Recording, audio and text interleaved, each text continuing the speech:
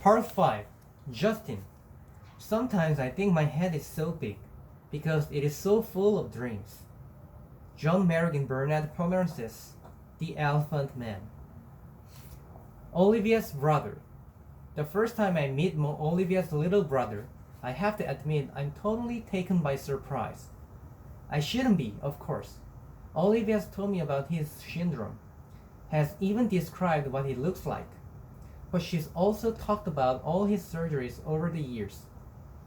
So, I guess I assumed he'd be more normal looking by now. Like when a kid is born with a cleft lip and has plastic surgery to fix it, sometimes you can't even tell except for the little scar above the lip. I guess I thought her brother would have some scars here and there. But not this. I definitely wasn't expecting to see this little kid in a baseball cap who's sitting in front of me right now. Actually, there are two kids sitting in front of me. There are two kids sitting in front of me. One is a total normal looking kid with curly blonde hair named Jack. The other is Augie. I like to think I'm able to hide my surprise. I hope I do. Surprise is one of those emotions that can be hard to fake, though. Whether you're trying to look surprised when you're not, or trying not to look surprised when you are. I shake his hand. I shake the other kid's hand. Don't want to focus on his face. Cool room, I say. Are you Via's boyfriend? He says. I think he's smiling. Olivia pushes down his baseball cap. Is that a machine gun? The blonde kid asks. Like I haven't heard that one before. And we talk about Zydeco for a bit. And then Via's taking my hand and leading me out of the room.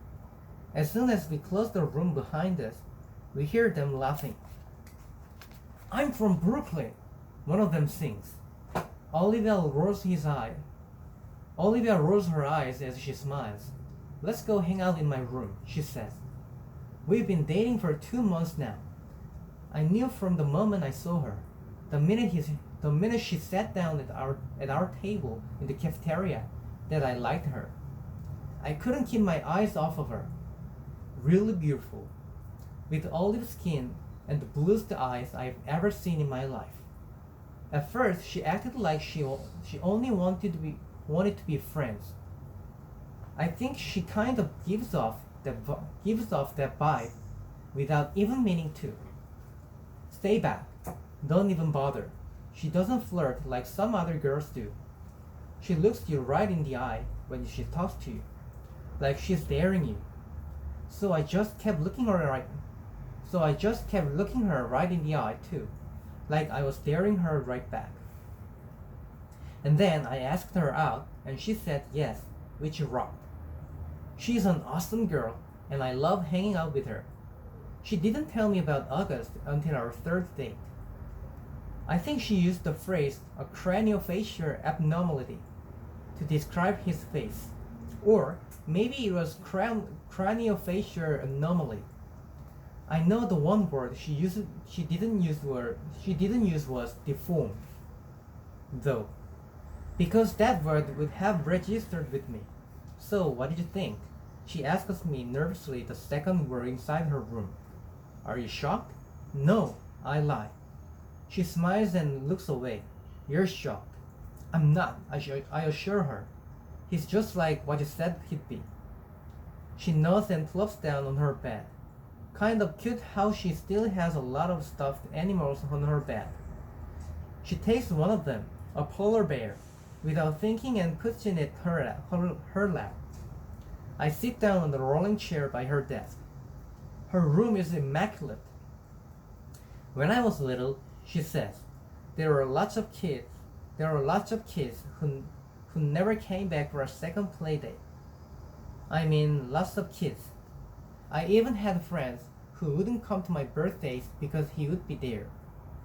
They never actually told me this, but it would get back to me.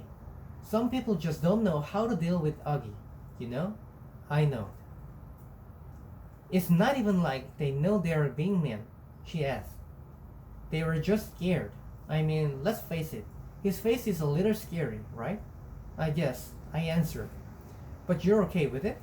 She asked me sweetly. You're not too freaked out? You're not too freaked out? Or scared?